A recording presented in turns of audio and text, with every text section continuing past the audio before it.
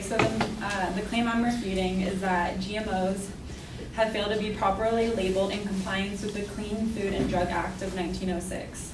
Her three secondary claims were GMOs are subject to Clean and Food and Drug Act, which prohibits the sale or transportation of alterated or misbranded foods. Her second was that GMOs have not been proven to be completely safe. And her third was that the European Union has a system in place that protects the consumer's health and their choice to make informed decisions regarding the consumptions of GMOs. So the speaker had very strong points throughout her speech. However, there are a few things that I will be touching upon.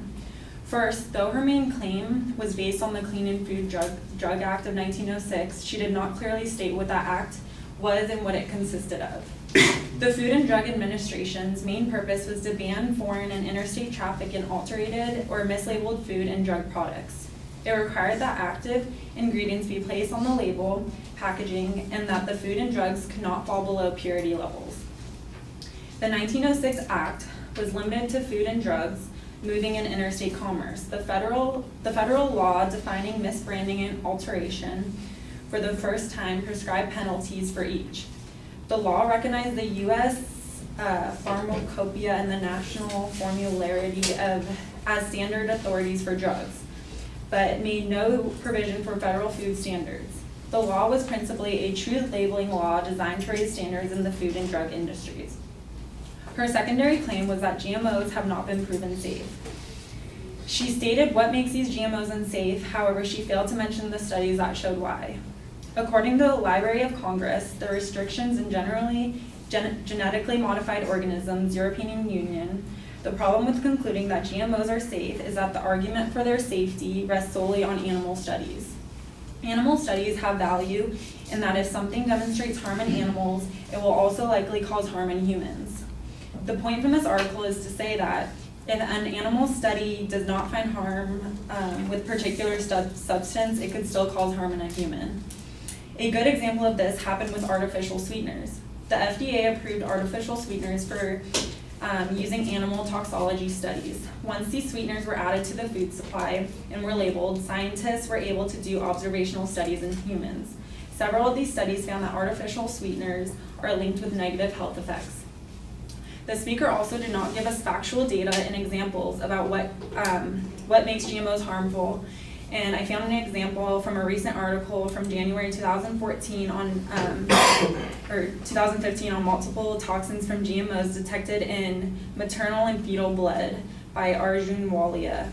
He states that multiple studies have outlined the toxicity of glyphosate. It's been linked with cancer, Parkinson's, Alzheimer's disease, and many more.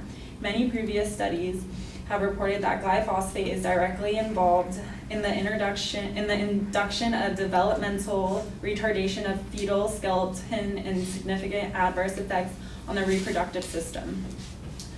Her last claim was that the European Union has a system in place that protects consumers' health and their choice to make informed decisions regarding the consumption of GMOs. However, we do not know why the European Union of GMOs is necessary and how people have benefited from having a choice.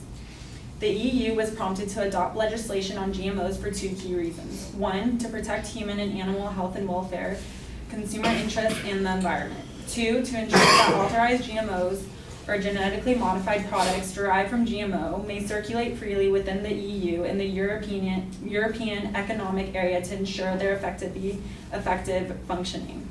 Labeling is the most important tool for ensuring the freedom of choice, a freedom that is required by EU law. Whenever GMOs are intentionally used in a food product, it must be clearly stated on the label. Every consumer is thereby entitled to make an informed decision. To help consumers make informed decisions, several countries, including Australia, Japan, China, and the European Union, have mandatory labeling laws. The European Union legislation is one of the most demanding when it comes to labeling of food products, food ingredients, and additives that contain authorized GE ingredients. Once labeling regulations are completed, people are now being able to choose what foods have GMOs and where the food is coming from.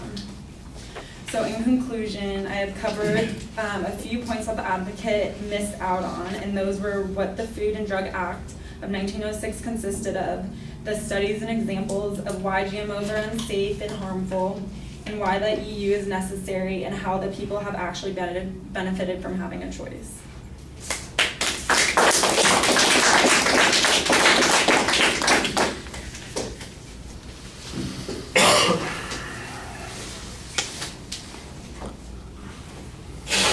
Well, Allison, you follow the structure pretty well, but it sounded to me like most of what you're presenting is more a critique of the advocate's argument and a suggestion about how they could make a better argument than it is a response to the argument and why we shouldn't accept the conclusions of the advocate. In fact, on the whole second point, you present better evidence about the unsafe nature of genetically modified organisms than the advocate presented. You explained that the animal studies are used for this particular purposes. They're finding these negative consequences.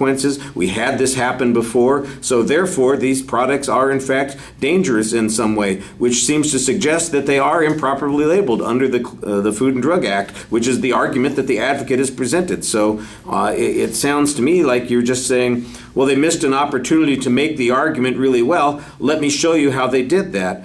And that's not really what the assignment's about. So it's a little bit confusing. Put it in the context. It's not a perfect example, but if you had a criminal case and you were the defense attorney, and the prosecutor presented an eyewitness who was unreliable, and you came up and asked a whole series of questions that increased the reliability of that the reliability of that eyewitness. That doesn't help your position, it helps the advocate's position. And so I think that that whole second point sounds like it's kind of a mistake in the assumption about what it is you're trying to accomplish there. On the third point, there might be a value argument about whether or not things should be labeled, whether there's a benefit to labeling them or not. I don't know that the advocate really is taking that position. Their position seemed to be that it just violates the rules.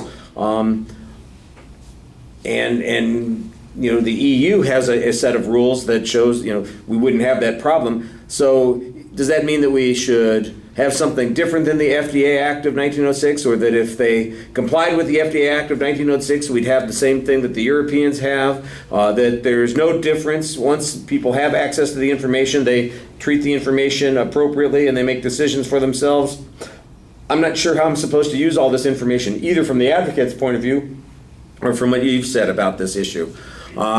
This would be one of those things that was simpler if the argument was GMOs are safe, that's a claim of fact. GMOs are unsafe, that's a claim of fact, and we had a clash between those issues. But this is really about whether or not the rules are appropriate or they're being observed, and then like I said, it's just the safety issue on the second point, and both sides seem to be arguing that they are unsafe. So I'm not sure where we have clash on these issues. Okay, thank you.